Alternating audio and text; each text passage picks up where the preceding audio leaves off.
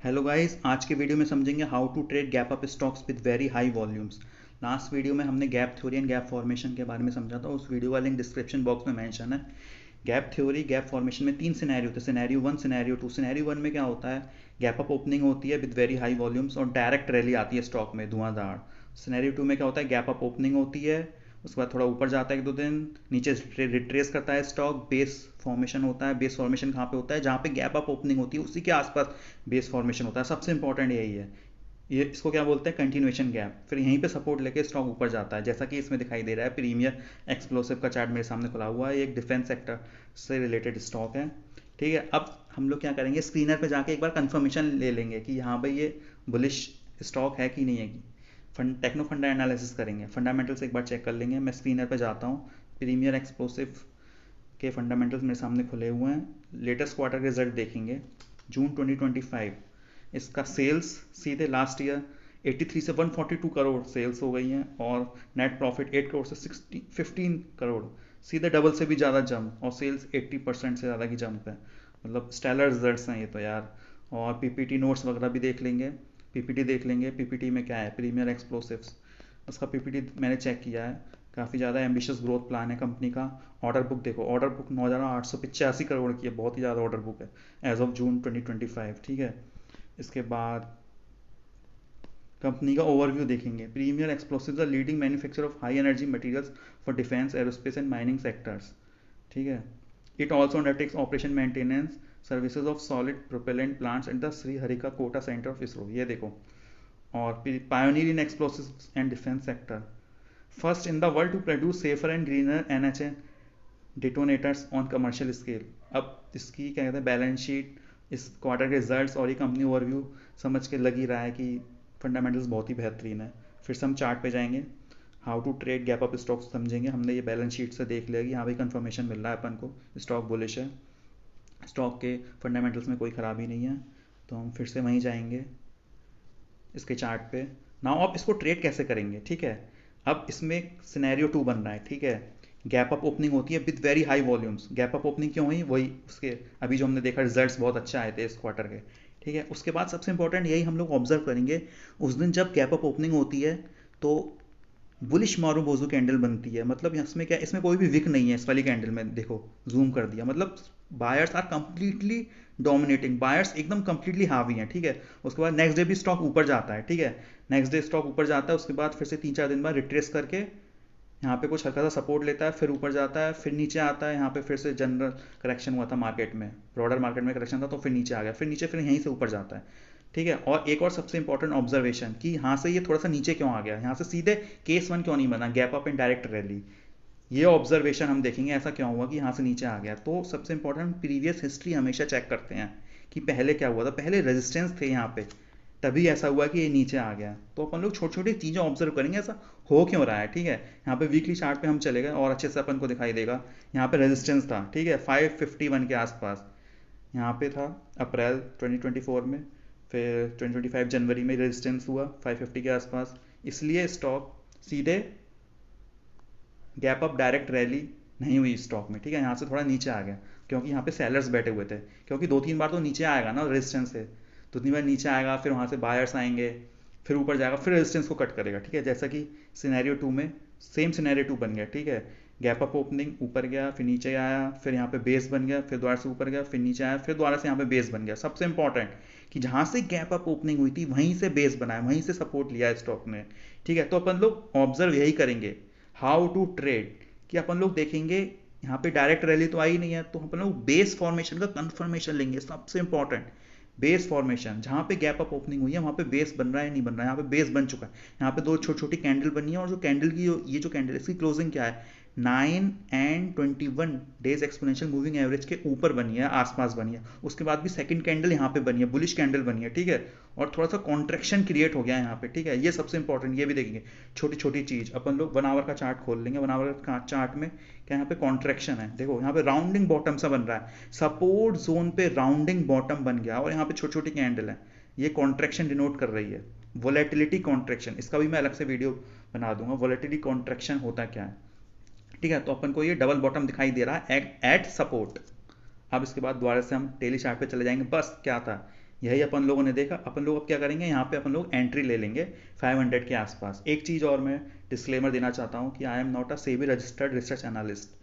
इसमें मेरी कोई एडवाइजरी नहीं है।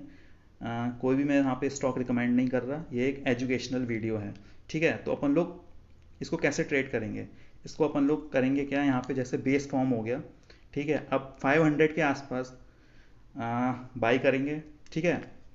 और यहाँ पे स्टॉप लॉस क्या होगा, स्टॉप लॉस सिंपली वही सपोर्ट जो है, सपोर्ट जोन जो है उसके नीचे होगा स्टॉप लॉस 475 के आसपास। अगर क्या कहते हैं वेरी शॉर्ट टर्म के लिए करना है आपको, स्विंग ट्रेडिंग करनी है, तो 475 के आसपास स्टॉप लॉस होगा। लेकिन अगर इसको हम पोजिशनल भी जा सकते हैं, ऐसा भी हो सकता है। एक अदर केस बता रहा हूँ कि ओवरऑल मार्केट में क्रैश आ गया बाई चांस, तो क्या होगा, ये गैप फिल हो जाएगा, ठीक है। जब अगर ओवरऑल मार्केट में क्रैश आ गया तो सारे स्टॉक्स गिरेंगे, तो ये सपोर्ट तोड़ के नीचे आ जाएगा, ठीक है। सपोर्ट तोड़ के नीचे आ जाएगा, उस केस में क्या होगा, आप लोग स्टॉप लॉस इसके नीचे लगा सकते हैं 425 के नीचे, ठीक है। फिर वो थोड़ी दूसरी स्ट्रैटेजी हो गई, ठीक है। वो थोड़ा कहता है 5 to 6 मंथ्स वाली स्ट्रैटेजी हो गई। लोग अभी हम क्या करेंगे, इसी स्ट्रैटेजी पे फोकस करेंगे, शॉर्ट टर्म वाली। इसमें क्या करेंगे, यहाँ पे देखो अपन लोगों को दिखाई देगा, यहाँ पे बेस बन गया, ठीक है। इसके आसपास दो कैंडल बन गई, यहाँ पे बायर्स डोमिनेट कर गए, ठीक है। यहाँ पे सेलिंग नहीं आई है, ठीक है। यहाँ पे तो अपन लोग क्या करेंगे, यहाँ पे आसपास 500 के आसपास बाई करने की कोशिश करेंगे विद स्टॉप लॉस बेस के नीचे 475 के नीचे स्टॉप लॉस लगाएंगे, ठीक है। तो अपन लोगों ने क्या किया, यहाँ पे बाई कर लिया, ठीक है। अब बस सिंपली क्या करेंगे, अब अपन लोग ऑब्जर्व करेंगे कि यहाँ पे फिर से एक बुलिश कैंडल बन गई। चाहे तो यहाँ पे भी हम लोग कुछ और बाई कर सकते हैं पोजीशन 520 के आसपास। अब इसके बाद क्या देखेंगे, यहाँ पे एक लाइन ड्रॉ कर लेंगे। यहाँ पे एक रेजिस्टेंस था टेम्परेरी, वो ब्रेकआउट हो चुका है लगभग।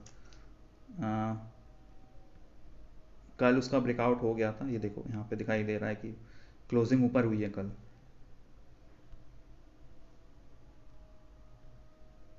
और वीकली चार्ट पे भी देख लेते हैं एक बार, वीकली चार्ट पे क्या हो रहा है। वीकली चार्ट पे भी देखो क्लोजिंग क्या है, मतलब रेजिस्टेंस के आसपास ही है क्लोजिंग।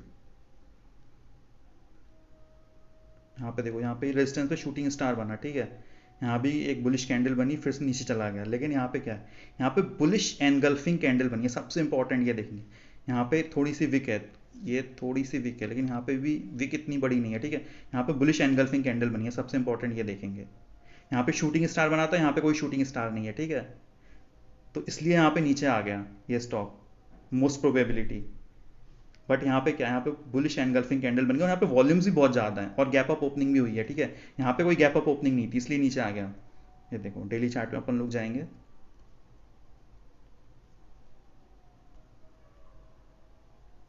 यहाँ पे गैप अप ओपनिंग थी, यहाँ पे गैप अप ओपनिंग थी, लेकिन वही है, नीचे आ गया। नीचे इसलिए आया, हाँ नीचे क्यों आया था, 2025 फेब के आसपास बहुत ज़्यादा करेक्शन आया था मार्केट में, इसलिए ओवरऑल नीचे आ गया। अब इसमें क्या है, यहाँ पे फिर से ऊपर जा रहा है, तो यहाँ पे वही सिनेरियो 2 बन जाएगा, base formation, rally and continuation gap का। तो मैं अपना डिस्क्लेमर देना चाहूँगा, इसमें मैंने पोजीशन बना रखी है 520 के आसपास, और मैंने स्टॉप लॉस लगा रखा है 475 का। वॉल्यूम्स भी बहुत ज़्यादा है, फंडामेंटली बहुत ही ज़्यादा बुलिश है, फंडामेंटल्स के थ्रू कंफर्मेशन मिल रहा है। और यहाँ पे जो क्लोजिंग हुई है कल भी बहुत ज़्यादा बुलिश हुई है, तो एक्सपेक्टेड रैली मेरे को 650 तक की नज़र आ रही है इसमें। तो अपन लोग यही देखते हैं, सबसे important risk to reward ratio देखते हैं। मैंने जैसे कहा 500 के आसपास बाई बन रहा है इसमें विद स्टॉप लॉस 475। तो इसमें रिस्क कितना हो गया, रिस्क हो गया अपना 25 to 30 रुपीज़, और अपन अपन को रिवॉर्ड कितना मिल रहा है, ठीक है। पहला रेजिस्टेंस यहाँ पे क्या है, पहला रेजिस्टेंस यहाँ पे ये दिख रहा है 630 के आसपास। तो 620 और 630 के आसपास ये स्टॉक जा सकता है। फर्स्ट टारगेट मेरे को ये लग रहा है, सेकंड टारगेट तो मेरे को 850 या 900 के आसपास दिखाई दे रहा है। उसके बीच 720 का भी एक टारगेट है।